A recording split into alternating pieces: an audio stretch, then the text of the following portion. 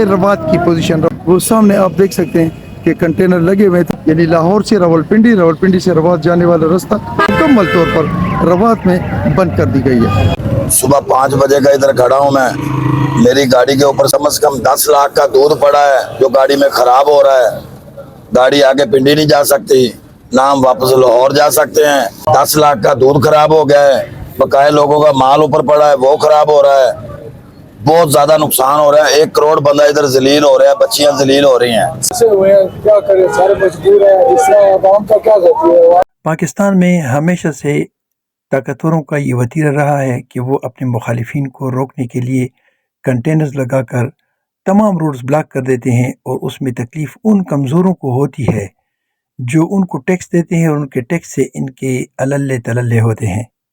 तो मैं रिक्वेस्ट करता हूँ कि खुदारा आपस की लड़ाइयाँ लड़ते रहो, एक दूसरे के गोलियाँ मारो, लेकिन इन गरीब आवाम को जलील न करो।